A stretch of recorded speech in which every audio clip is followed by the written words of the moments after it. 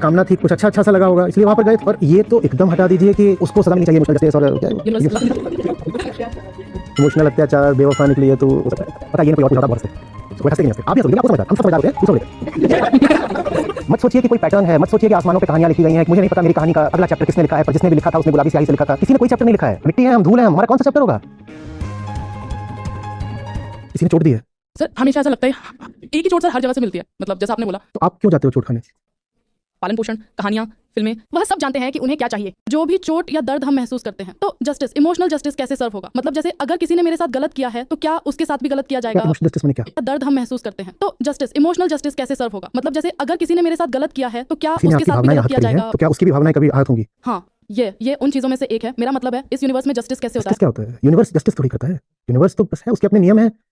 Sir, जैसे किसी ने इमोशनली आपको मैनिपुलेट किया, आपके इनोसेंस का फायदा उठाया, हाँ। तो हम इमोशनली कैसे उसका जस्टिस लें?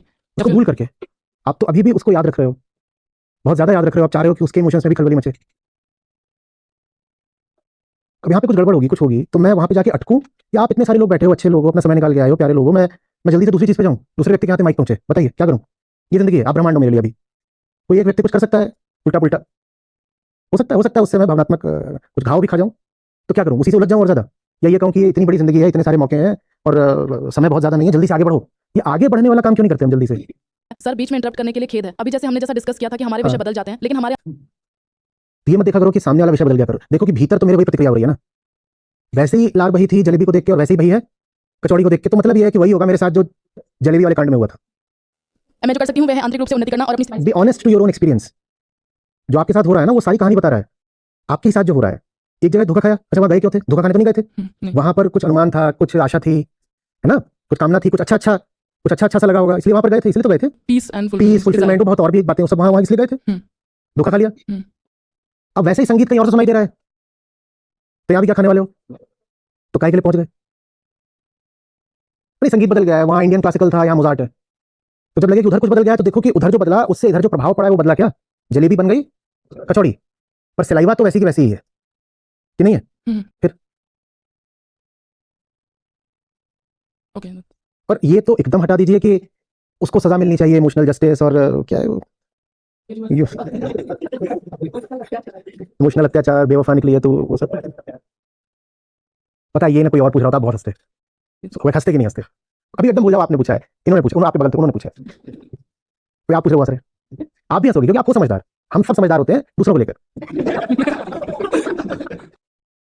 तो बस जब अपनी बात आती है तो वही ममत्व आ गया, तादाद में आ गया, अंता खड़ी हो गई, तो ये सारी समस्या है। नहीं तो ये सब जो बातें हैं ये कोई इतनी कठिन नहीं है कि समझी नहीं जा सकती। मैंने कितनी बार बोला है कि अगर सिर्फ थ्योरेटिकल आपको अंडरस्टैंडिंग लेनी है थ्योरेटिकली, तो अगर बहुत शार्प कोई स्टूडेंट हो तो 8th 9th के स्टूडेंट को भी समझाया जा सकता है, और अगर एवरेज कैलिबर वाला स्टूडेंट हो तो भी 11वीं 12वीं के स्टूडेंट को तो बिल्कुल ये बातें समझाई जा सकती हैं। कोई भी दर्शन, मात्र वेदांत नहीं, कोई भी दर्शन है, भारत का है, पश्चिम का है, कोई भी दर्शन 11वीं 12वीं, मैंने कितनी उम्र, 15-17 साल, बिल्कुल समझाया जा सकता है, क्योंकि उसमें कुछ कठिन है नहीं। कठिनाई आती है ये चुनने में कि इसको जीना है क्योंकि चीज प्यारी है, इसको भीतर लाना है, ये चुनाव कठिन होता है। वरना तो इसमें ऐसा क्या था बताओ? इससे कहीं ज्यादा कठिन क्वांटम फिजिक्स होगा, वो मैं आपको समझाने बैठूं, इसमें एक सूत्र, उसका भी एक सूत्र समझाने बैठूं तो शायद हफ्ता चाहिए, वो ज्यादा कठिन है। लेकिन प्रमाणित ये होता है कि ये ज्यादा कठिन है, क्यों? क्योंकि क्वांटम फिजिक्स ईगो को चैलेंज नहीं करता, तो उसमें हफ्ता लगेगा लेकिन बात फिर भी समझ में आ जाएगी।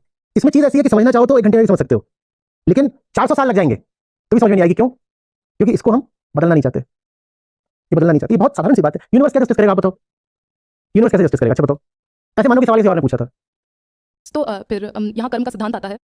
तो शायद अगर किसी और ने जैसे आप जानते हैं हमसे ये सवाल पूछा होता तो मैंने शायद कहा होता ठीक है, शायद वे अपने अनुभवों से सीखते हैं। ये सब लोग धर्म है, ठीक है, नहीं मैं पूरी तरह से कुछ नहीं है ये कि आपका किसी ने बुरा करा है तो उसका कार्मिक बैलेंस खराब हो जाएगा, और उसको जा करके जो पहली किताब लिखी थी मैंने, वो इन्हीं सब बातों चिढ़कर लिखी थी। उसमें उसमें उसमें मेरा मुंह देखा कैसा है?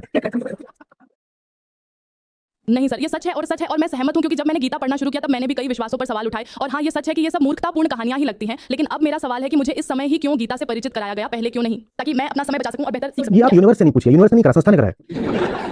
Definitely great. आप जितने भी लोग बैठे हो, आपको यूनिवर्स थोड़ी गीता में ले गया है।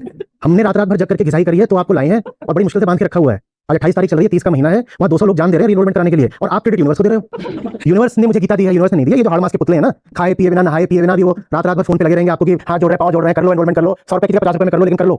सबको चलता है ना वो कि मैं यहाँ कैसे आ गया, तो उसके बाद तुम यहाँ आए नहीं हो, तुम यहाँ लाए गए हो, कोई नहीं आया आप में से यहाँ। और ये बात मैं अपने आप को फुलाने के लिए नहीं, एक तथ्य के तौर पर कह रहा हूँ।